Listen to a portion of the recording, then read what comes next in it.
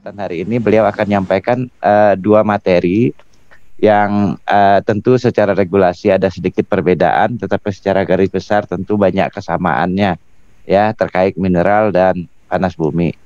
Nah juga Ibu tadi udah nyampaikan, udah saya share terkait dengan regulasi baik di mineral maupun di panas bumi tentang fasilitas kepabean. Ibu Ambar ya, ini perkenalan singkat saja Bu, saya nggak usah banyak-banyak. Ibu dari tahun berapa aja udah jadi kasih bea cukai kan dulu ya kan, udah sampai sekarang masuk ke direktorat kan, udah sangat luar biasa sekali Bu. Saya tidak akan cerita yang susu Bu. Kalau urusan susu itu urusan Ibu Bu.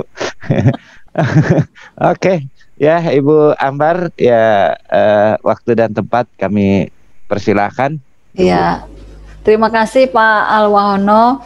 Mungkin ya memang kalau kayak kami ini dari berbagai macam disiplin. Sekarang saya lanjutkan ke panas bumi ya. Mungkin kalau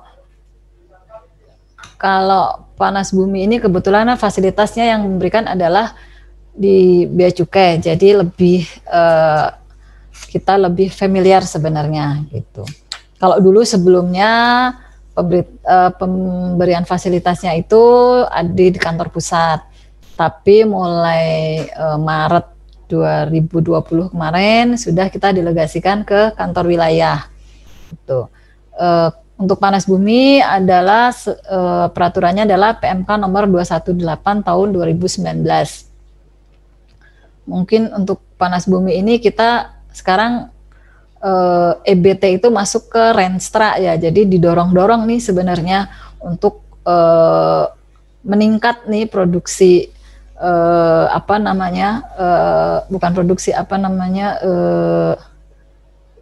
investasi di bidang panas bumi supaya untuk meningkatkan penggunaan energi baru dan terbarukan.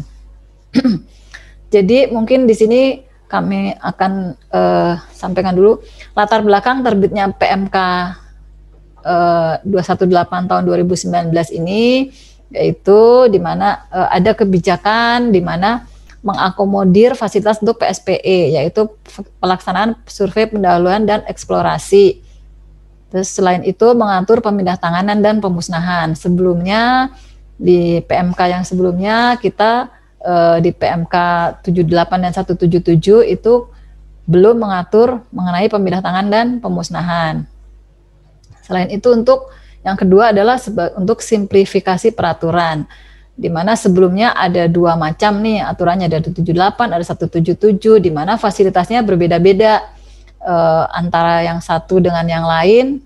Ada yang dapat sampai power plan-nya, ada yang power plan-nya nggak dapat, maka kita satukan di sini di mana semuanya dapat fasilitas yang sama, yaitu keinginan pemerintah untuk menyederhanakan peraturan-peraturan di industri penyelenggaraan panas bumi yang telah terbit sebelumnya, yaitu PMK 78 tahun 2005 dan PMK 177 tahun 2007. Dan di sini kita ada pelimpahan wewenang, yaitu untuk revitalisasi fungsi kantor wilayah DJBC dan pendelegasian wewenang operasional dari kantor pusat DJBC ke kantor wilayah DJBC. Selain itu, kita perlu payung untuk adanya otomasi atau integrasi. Nah, sehingga ini dibutuhkan suatu payung hukum untuk melaksanakan otomasi dan integrasi antar kementerian atau lembaga terkait dengan sistem pelayanan permohonan fasilitas fiskal dalam penyelenggaraan panas bumi. Nah, untuk jangka waktu layanan di PMK 78 itu jangka waktu layanannya 3 hari kerja. Terus PMK 177 tahun 2007 itu janji layanan 14 hari kalender, maka di PMK ini janji layanannya kita mangkas menjadi 5 jam kerja jika pengajuannya online dan 3 hari kerja jika pengajuannya secara manual. Untuk saat ini kami sudah ada sistem yang namanya single submission, di mana kita sudah tidak lagi manual ya, online, kecuali dalam kondisi misalnya berapa jam tidak bisa, aplikasi tidak digunakan, mau nggak mau kita manual. Tapi selama ini sejak kita menggunakan single submission ini, kita terus pakai aplikasi ini. Next.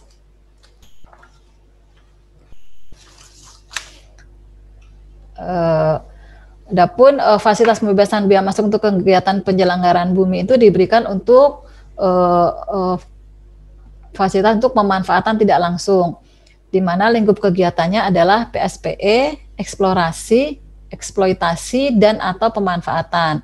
Subjeknya adalah, subjek fasilitasnya adalah KKOB untuk yang kontrak, atau badan usaha, yaitu untuk pemegang izin atau pelaku PSPE. Sedangkan importasinya dapat dilakukan oleh KKOB, badan usaha atau vendor. Di peraturan sebelumnya kita tidak mengatur bahwa importasi ini dapat dilakukan oleh vendor. Nah, di PMK 218 ini vendor diberikan boleh sebagai importir.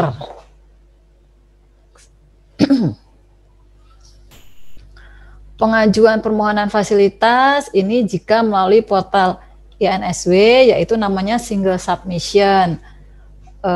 Saat ini kita lebih konsen ke single submission sebenarnya, karena kalau untuk portal DJBC karena sudah ada single submission ini, maka kita portal DJBC kita tidak gunakan, tapi kalau kepepet kita baru manual dengan hard copy. Permohonan itu dilampiri dengan surat permohonan, RIB yang sudah ditanda sahkan oleh EBTKE, terus kontrak operasi bersama atau izin atau penugasan plus NPWP, bukti kontrak pengadaan barang antara KKOB dengan badan usaha, KKOB atau badan usaha dengan vendor jika importasi dilakukan oleh vendor. Dan ini ada spesimen tanda tangan pejabat perusahaan. Surat permohonan ini nanti ditandatangani oleh Kepala Kantor Wilayah atau KPU. Namun dalam hal tidak ada pengembalian, maka pengembaliannya dilakukan oleh Kabid atau Kabid di Kanwil atau KPU. Kalau persetujuan atau penolakan itu ditandatangani oleh Kepala Kantor Wilayah atau Kepala KPU. Adapun janji layanannya itu kalau melalui portal INSW adalah 5 jam kerja, kalau manual adalah 3 hari kerja. Kalau melalui single submission itu nanti pengajuan akan mengalir ya, sebelumnya kan ke EBTKE dulu, nanti setelah terbit RIB akan masuk ke sistem masuk ke Pendok dulu ya. Di Pendok nanti diperiksa, dilakukan pemeriksaan sudah lengkap atau belum. Kalau tidak lengkap nanti dikembalikan oleh Pendok, tidak lengkap diminta dilengkapi. Nanti setelah lengkap nanti masuk ke Kepala Seksi, masuk ke Kabid. Dalam hal ternyata masih ada ketidaksesuaian dokumen atau memerlukan data lebih lanjut, maka akan dikembalikan oleh Kepala Bidang Fasilitas untuk dilengkapi gitu. Nah, nanti SLA-nya 5 jam kerja itu adalah setelah masuk ke pejabat kepala seksi. Nah, itu sampai dengan setelah lepas dari Pendok, setelah semua dokumen lengkap oleh menurut Pendok lengkap, itu sampai dengan ditandatangani skep penolakan atau persetujuan itu adalah 5 jam kerja kalau untuk yang online. Next. Nah, di sini kita juga ada fasilitas untuk perubahan KMK. KMK ini hanya dapat diubah sepanjang mengubah kantor pabean dan atau perubahan yang bersifat khilaf dan manusiawi, yaitu salah hitung dan atau salah tulis data. Perubahan itu dapat dilakukan sebelum adanya realisasi impor, jadi sebelum adanya PIB. Nah, permohonan perubahan KMK ini bisa melalui portal INSW atau secara manual. Itu INSW nanti dilakukan surat permohonan, data pendukung terkait perubahan kantor pabean, dokumen pendukung sebagai bukti adanya atau kekhilafan yang bersifat manusiawi. Secara manual itu dengan hard copy. Nah, pada saat ini permohonan perubahan KMK ini kita masih manual. Untuk sistemnya kita sedang kembangkan, mudah-mudahan di tahun depan kita untuk perubahan KMK ini bisa melalui sistem melalui portal INSW. Prosedurnya sama, untuk pengembalian adalah kepala bidang yang menandatangani, untuk persetujuan atau penolakan itu oleh kepala kantor wilayah atau kepala KPU. Janji layanannya sama, kalau online 5 jam, kalau manual 3 hari kerja. Saat ini karena sistemnya belum ada, maka masih manual, yaitu 3 hari kerja.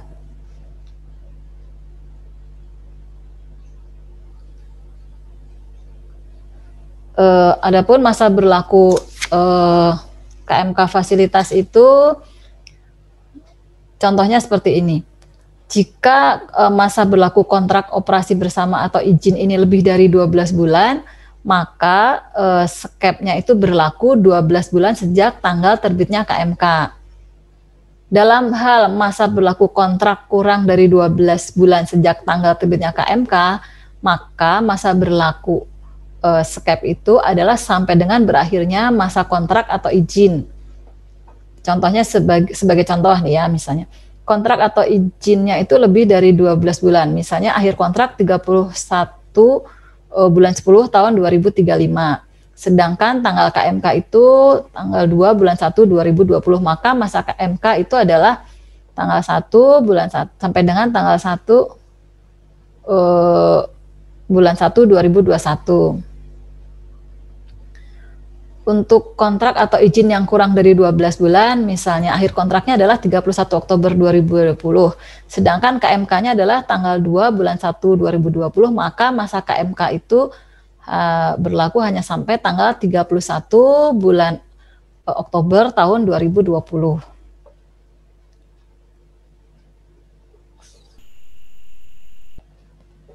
Nah, selain itu di PMK yang ini kita juga mengatur bahwa pemasukan barang impor itu tidak hanya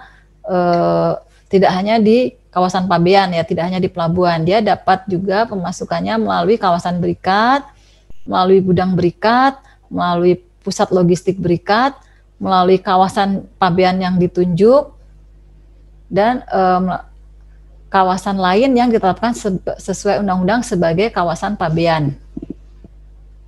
Next.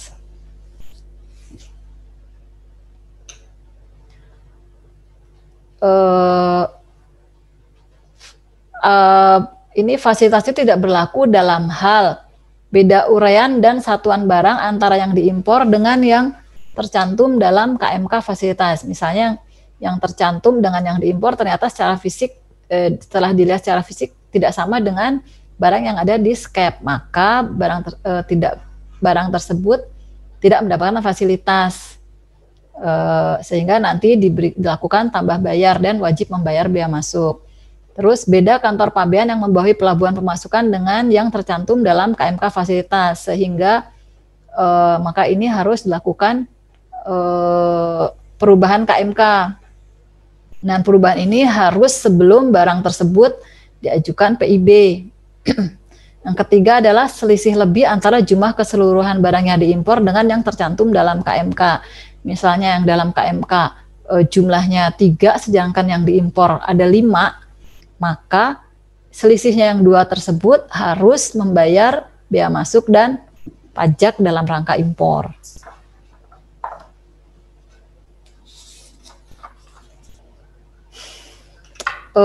Sama dengan di fasilitas untuk minerba tadi, untuk panas bumi juga 0 sampai 2 tahun tidak dapat dipindah tangankan, kecuali dalam kondisi kahar atau force majeure, diekspor kembali, perusahaan pilot atau bangkrut, dipindah tangankan kepada sesama penerima fasilitas. Nah,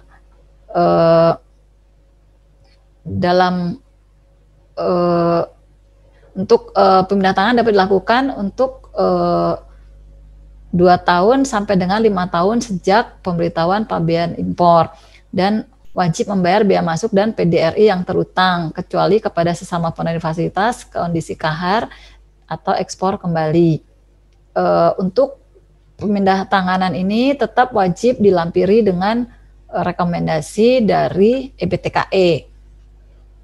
Pemindah tanganan itu dibebaskan dari pengenaan kewajiban membayar bea masuk yaitu 5 tahun sejak pemberitahuan impor barang, sedangkan untuk untuk PDRI itu 4 tahun sejak PIB, itu tidak perlu membayar PDRI.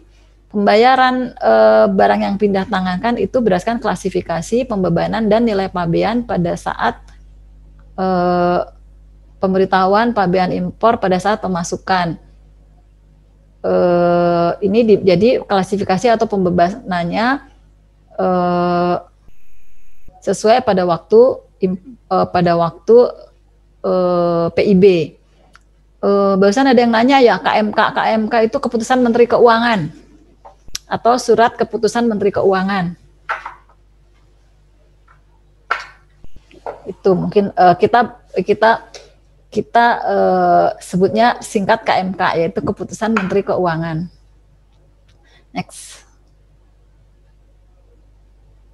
Tata cara pengajuan permohonan pemindah tanganan, yaitu untuk di bawah 5 tahun mengajukan permohonan, di atas 5 tahun yaitu menyampaikan laporan realisasi maksimal 30 hari sejak pelaksanaan. Sama dengan dengan fasilitas untuk minerba tadi, janji layanannya adalah jika otomasi 5 jam, manual itu 3 hari. Nah, karena belum ada sistemnya, maka janji layanan kita masih manual yang 3 hari. Sama pengajuan nanti petugas Bea Cukai melakukan penelitian dokumen, jika sesuai terbit KMK, jika tidak sesuai maka terbit surat penolakan yang akan disampaikan ke kontraktor atau KKUB atau badan usaha.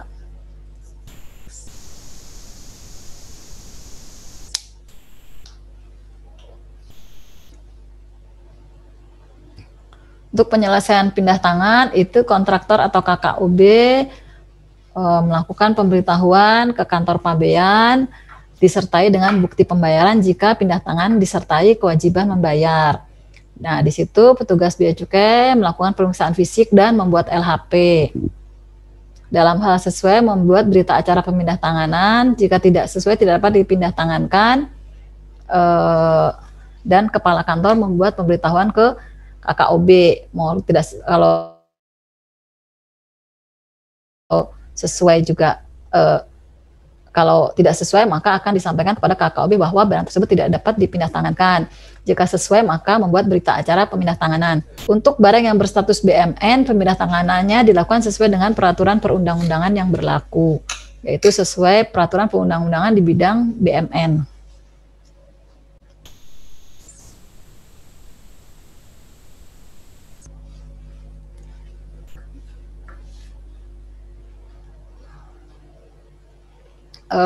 Tata cara pemusnahan.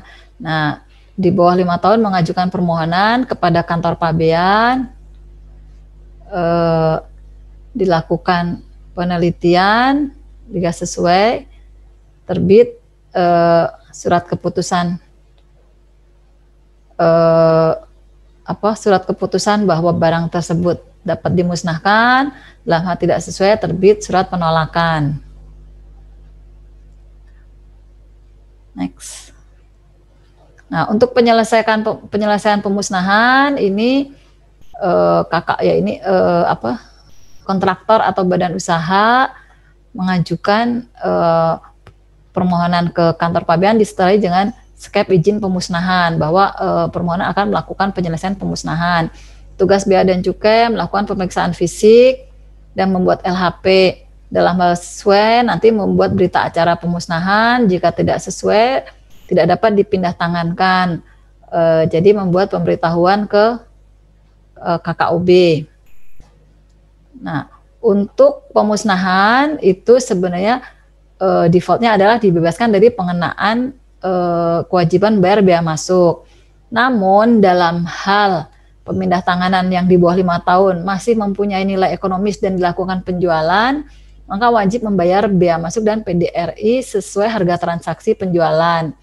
Pembebanannya yaitu tarif bea masuk lebih dari 5%, bea masuknya sebesar 5%. Untuk bea masuk kurang dari 5%, bea masuknya sesuai jenis barang. Dan membayar paling lama adalah 30 hari sejak pelaksanaan pemusnahan. skep pemusnahannya sendiri adalah berlaku selama 60 hari. Berarti dalam waktu 60 hari sudah dilaksanakan pemusnahan, 30 hari kemudian harus sudah membayar biaya masuk. Kewajiban pembayaran biaya masuk dan PDRI.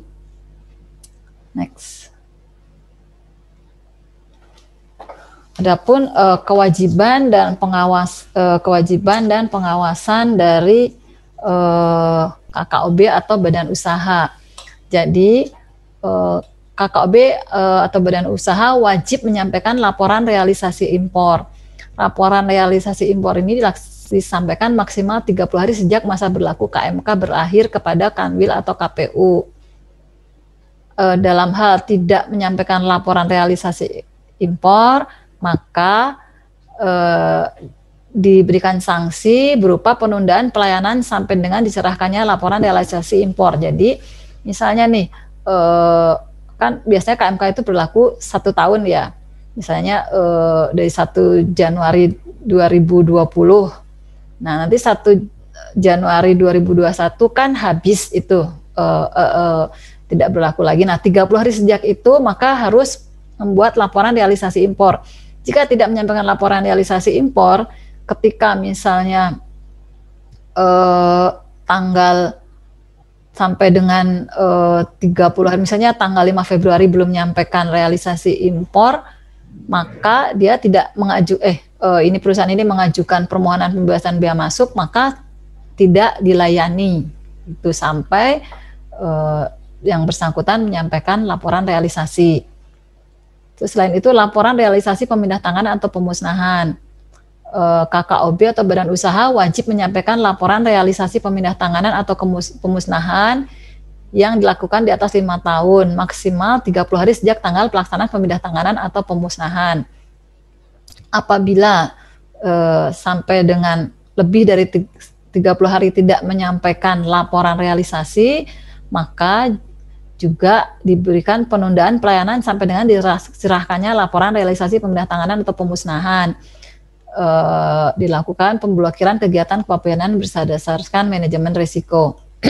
Kenapa kita yang 5 tahun ini kita dulunya sebenarnya nih terutama untuk yang tadi yang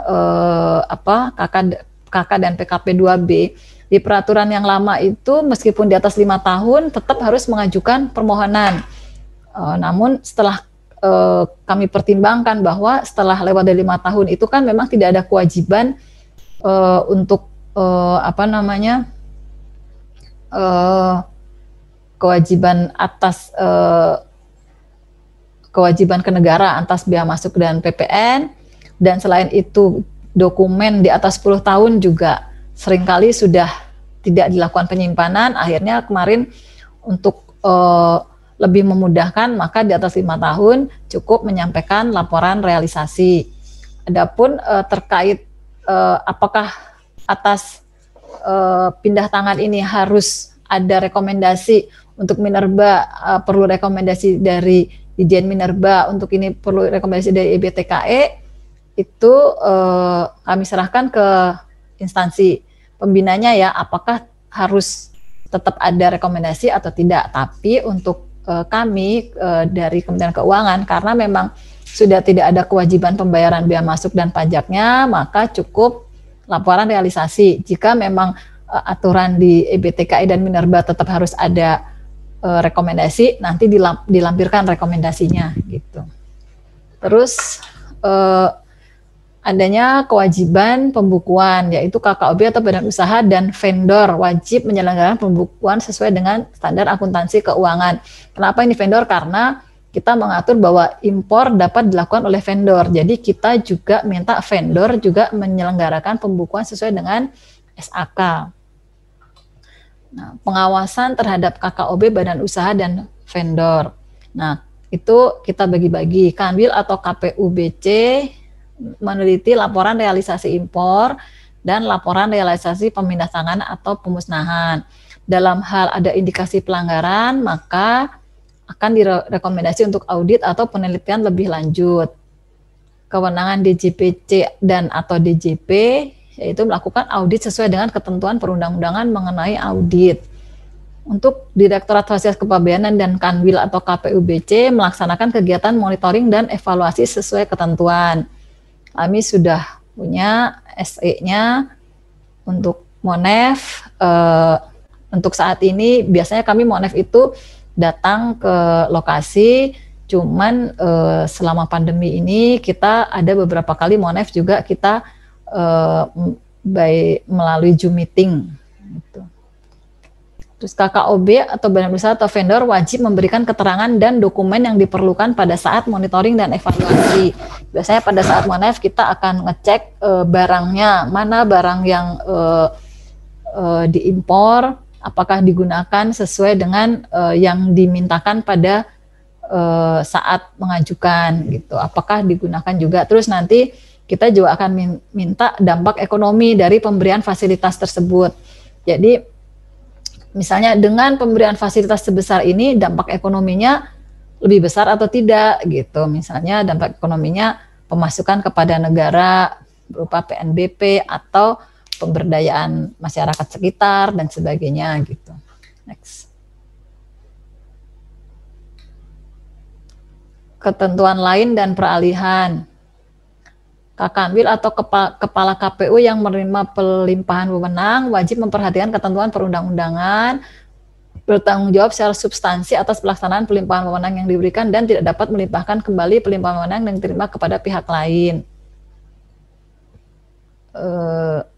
Jika berhalangan, maka dapat menunjuk petugas pelaksana tugas PLT.